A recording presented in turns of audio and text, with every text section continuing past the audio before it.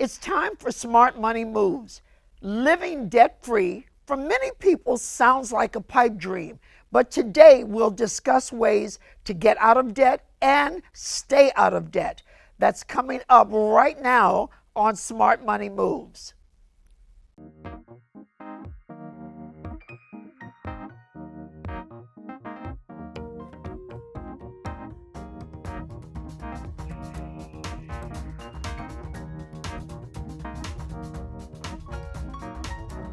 I'm Marcia Griffin, and I'd like to welcome you to Smart Money Moves, Building Wealth for Everyday People. The average American carries a debt load of more than $90,000, according to the Experian Credit Bureau. In 2020, that included over $5,000 in credit debt, over $19,000 in auto loans, and over $39,000 in student loans. That's per person. So how can you live debt-free or at least eliminate debt? Joining us today are Reverend Dr. DeForest Soaries, founder of the D-Free Financial Freedom Movement and author of Say Yes to No Debt, 12 Steps to Financial Freedom.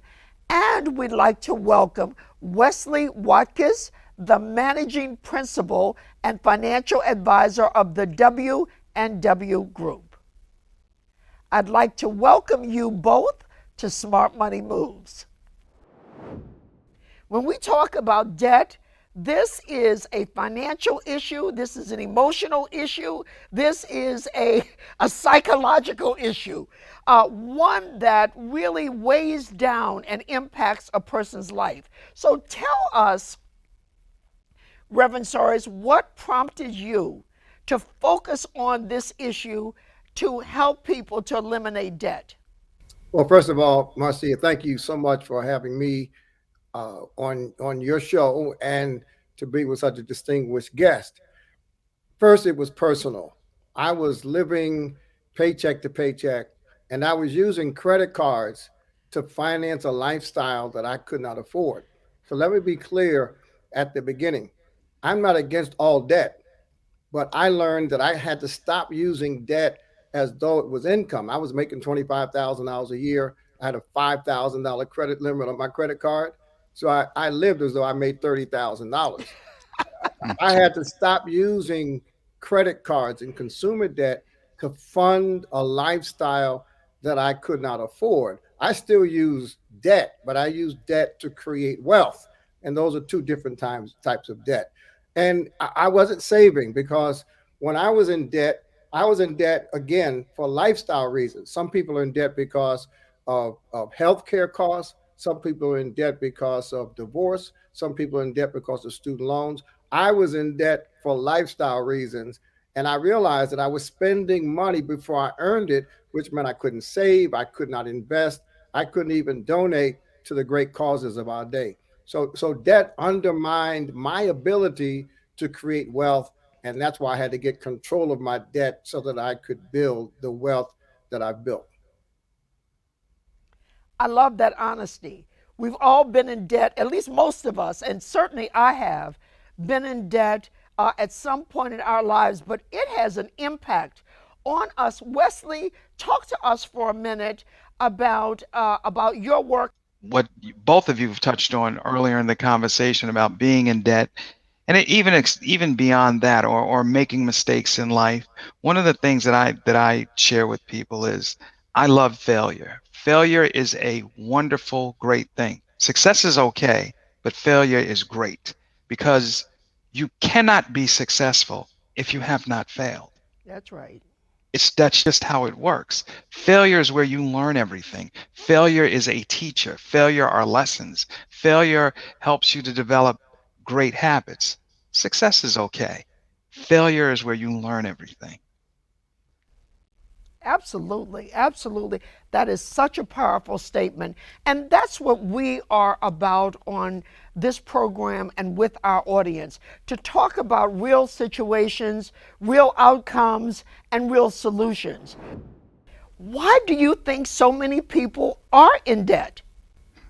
Well, again, many people are in debt for reasons beyond their control, and they're using Yes. credit to close economic gaps. The wealth gap in this country between blacks and whites is about 10 times, meaning the Yep. median wealth of black people is 10% that of the median wealth of white people. And we don't have to go into the history. We have inherited a deficit reality in our community. So let's start right there. Yes. And that gap is often closed by spending money that's granted to us through the use of credit, and it's coupled with the fact that we're not taught how to use credit effectively Hmm. and strategically. Most of us don't talk to people like Wesley. Too many black people get their financial information from the barbershop and the beauty shop. We are underrepresented as it relates to talking to professionals. Guy like Wesley can help us understand what to do strategically with the money that we have. Now, we are also bombarded by marketing that's more Hmm. powerful than it's ever been before. This is the first time in history when you can look up a pair of shoes on your phone, and every time you come back to your phone, the shoes show up. you know, I was Yep. Absolutely. you go to Yep. your Bible and the shoes show up, and after about 4 or 5 times, you figure the Lord wants you to buy those shoes. so it's So it's you're going to go to buy it, right? it's a convergence of all of those things, and that's why shows like these are important. Professionals like Wesley are important, and hopefully I do one or two important things as we try to educate people and be aware of the options and about the pitfalls. So talk to us just for a minute, and I'm going to get back to you, Wesley, in a minute. Reverend Soaries, what made you decide to write the book? Now we know that you were in debt, and I appreciate your level of honesty. You understand the impact that debt and that debt has on many people, many races and cultures of people. But you really have taken a lot of time to write your 12 steps, getting out of debt. You have a whole series of material. Well, I was the pastor of a Baptist church, and 15 years into my tenure there, what I realized was that we had people in our congregation going on great vacations in the Bahamas, driving luxury cars, living in 4 bedroom houses with big lawns. And when mama died, they'd come to the church for the church to pay for the funeral, or when Hmm. they had an emergency, they had to go to the deacons to get a little check for a $300 emergency. And when I saw that trend, I realized that my members were living today the way I used to live when I was in my 20s. And I Right. told the leaders of the church, we're going to make helping our people get out of debt, manage their finances, and create wealth the central priority of this ministry. Because as a pastor, I depended on people giving 10% of their income to the church. Hmm. But as a responsible pastor, my job was to make sure they knew how to deal with the 90% that was left. So it was a pastoral response to the realities of the members of my church. And then the broader community had statistics that revealed that we couldn't limit this to the 4 walls of the church. It was really something that we had to take to Black America. Absolutely, absolutely. Don't tell me people in church are broke. Listen, preachers are broke. I was broke. When I first started preaching, Marcia, I traded in a paid for Chevy to borrow money to buy a Cadillac that I couldn't afford because I thought preachers drove Cadillacs. Yes. So I Yes. was I was broke. I tell the young folk, my young activist friends today, I was woke and broke. Woke and broke. Look, I tell you, that's a testament. And look, that's why we are here today to really focus on how to better handle our money and how to be smart about our money. Wesley, I'd love to also get your thoughts on why so many people are in debt. What are you finding? That the Reverend touched on a lot of different things. Um, we live in an information age, which is good and bad. The plus side of that is that access to information is easy, 24 hours a day, 7 days a week. The bad side is access into information is easy, 24 hours a day, 7 days a week. Right. And we also live in a technology world. Technology runs everything. So one of the things that the Reverend touched on is that they monitor everything that you do. These companies, and I don't want to get into naming all the different companies, but they monitor everything. So one of the things that I explain to people is when you go to the supermarket, as an example, and they have a card or whatever, you can swipe something and get 10% off or this, that, or the other. They're not doing that just for the sake of doing it. It's a way for them to monitor your spending habits within that store.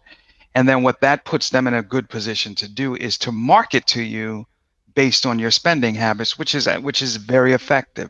I know even for me, look, I have been in debt. There's no question about it. I thought a credit card was just my a lifestyle expenditure for me. I could go out and just buy whatever I want until that bill came in. That was a wake up call, and more bills come in. You then see the light. But the reality, guys, is this: for a lot of women in particular, and I'll use myself as an example. I mean, there is just a positive feeling. I guess it's the dopamine or whatever you get in your brain when you just buy a little bit of something. So, how do we get over the kind of psychological need or desire to spend because it feels good? Even buying something small tends to feel good for some of us, and we know that needs to be corrected. So what do you all suggest in terms of overcoming this kind of desire, personal desire, and feeling about buying something and spending, because that's what really causes a lot of the problems that we have? What do you all think? You put your finger on it. In my book, Hmm. in the very first chapter, I talk about admitting the problem. And the problem is precisely that the marketers that Wesley talked about are aiming at our feelings. Hmm. Advertisements aren't Absolutely. trying to convince us that the product is good, but what they do, and psychologists have the last sign off on commercials. They're trying to tap into our feeling so that we'll feel better driving a BMW, Hmm. even if we can only afford a Toyota, or That's we right. feel better wearing certain clothes with certain designer labels on it. So in my book, I talk about three types of spending. One is compensatory spending. We call it retail therapy sometimes, where we spend money to compensate for the feelings that we're not getting from someplace else. And so we call that uh, shopping or spending for significance. Then there's Yes. conspicuous consumption, where we spend for status. You know, Hmm. I was addicted to a picture of a man on a horse holding a stick at one point in my life, and then I realized I've never been to a polo game in my life. Why is that logo important to me? So it was a status symbol. Absolutely. And then the third type of spending is confused spending, which is just stupid. And we just spend money without analyzing what we're doing. So if we can start getting a good feeling, Wesley talked about intangibles. I get a good feeling when I look at my bank balance, when I look at Hmm. my real estate value. I get the same feeling I used to get from buying ties that I couldn't afford.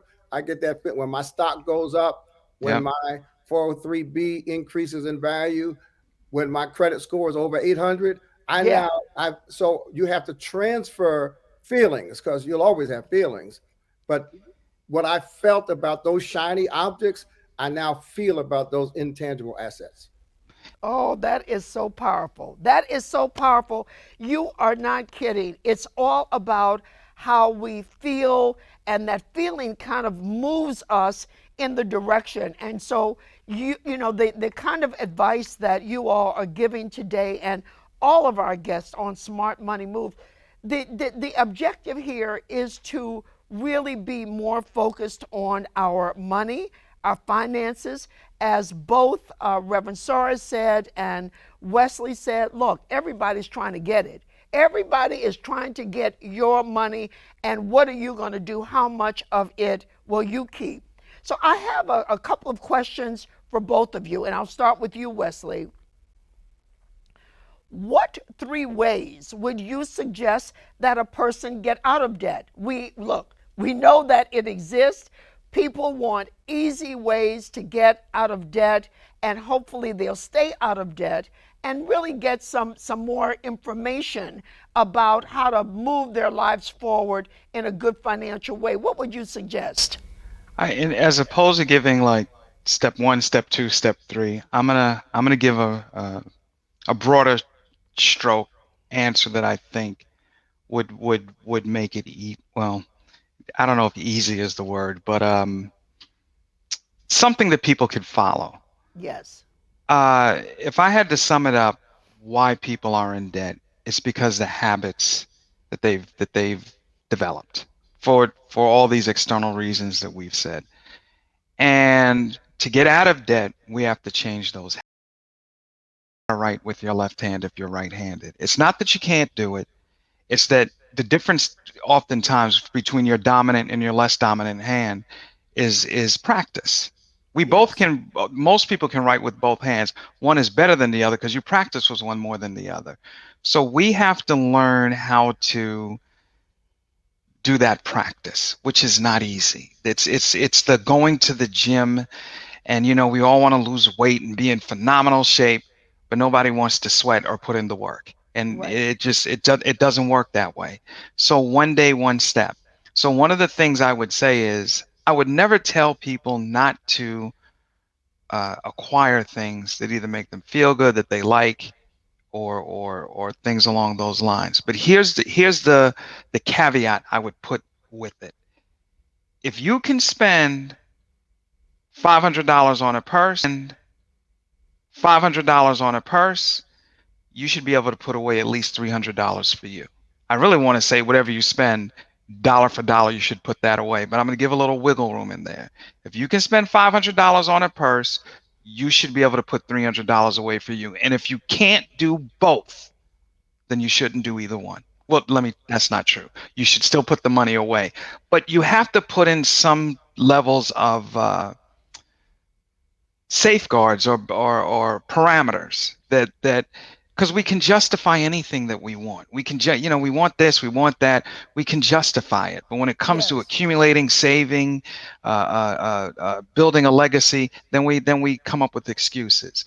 So whatever it is that your thing is, and we all have a thing, I would say whatever the value of that thing is, you should be able to put away at least 50% of that value for you. And you should be able to do both simultaneously. If you cannot do that, then you shouldn't acquire most likely what is a depreciable asset, which I don't know how much time we have, but maybe we can get into that. On another show. We may have to get into that on another show. But look, you're bringing up some really excellent points. Reverend Soaries, I just want to get your thoughts. You've written a lot about this. Tell us very quickly, what are three ways, in your opinion, that people can begin? Look, I can't say eliminate all debt. We want you to just limit and at least be focused on the debt so that you can just do better financially. What are you suggesting, Reverend Soares? Okay, three things. One, you have to decide that it's a priority because every dollar of debt that you pay off is a dollar of wealth that you're creating. Hmm. Number Great. two, you have to separate your wants from your needs. We teach people to do that because you have to focus on your wants, but the money you spend on your wants as opposed to your needs, it takes away from the kind of wealth building that Wesley talked about. And then the third is once you identify your needs versus your wants, you build a spending plan, otherwise known as a budget, because the only way you can do what we teach living on 70% of your income, 10% to God, 10% to yourself, 10% to your future. And the only way you can do that is you have to have a budget that has priorities based on your needs more than your wants. Absolutely, absolutely.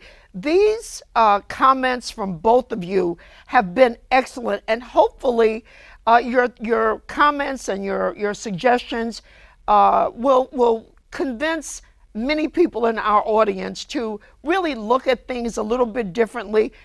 To close, I do want both of you to tell us two things that you think our viewers should remember. Two things that you want our viewers to leave with. Reverend Soaries, why don't you start? Okay, thing number one, I want everyone to Google blacks in 2053. Just type that in Google. And what will come up is that by the year 2053, many experts believe the median net worth for black people will be zero. Absolutely. And the only people that can change that is us, one family at a time. That's number one.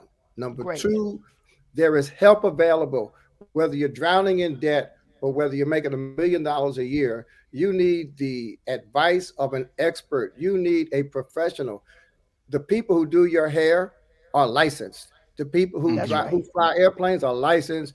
You need to talk to a licensed professional like Wesley, no matter what your income or what your status is. And if you have one, you need the second opinion. License, but we have to start getting financial advice from professionals and not from barbershops. And not from barbershops. Okay, Wesley, what would you say? What are two things you would love our viewers to remember? Two things I would like the viewers to remember is a lot of information is free. We Google a lot of things. Begin to educate yourself. Of course, talk to professionals such as myself and other people that deal with money in terms of moves that you can make. It only takes 83 cents a day, which is $25 a month, to have a formal investment program.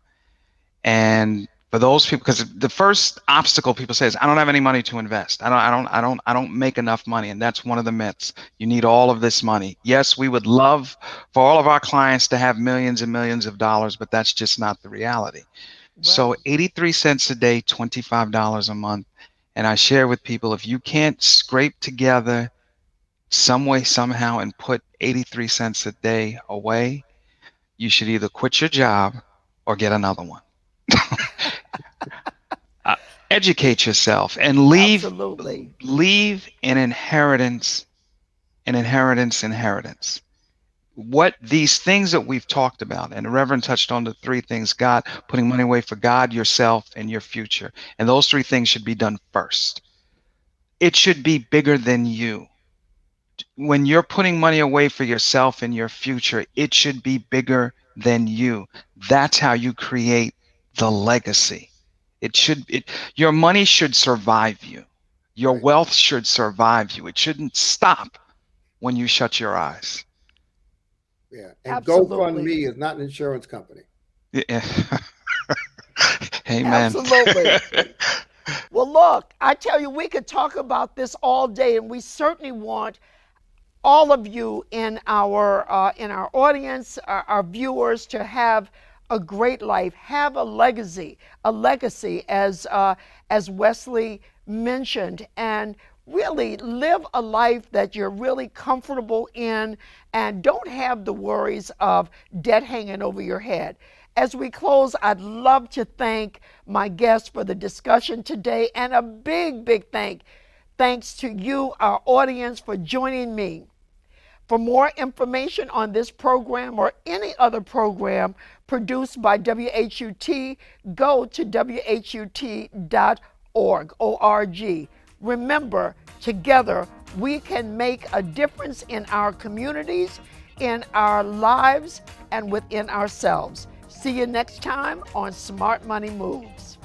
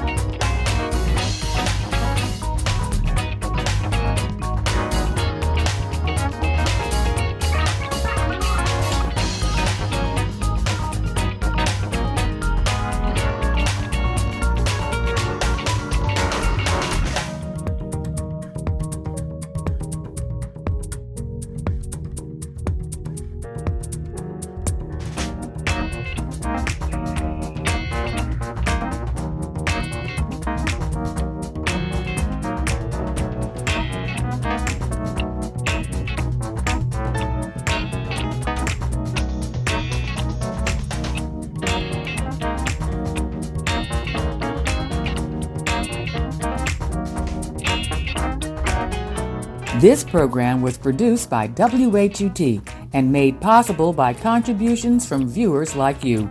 For more information on this program or any other program, please visit our website at WHUT.org. Thank you.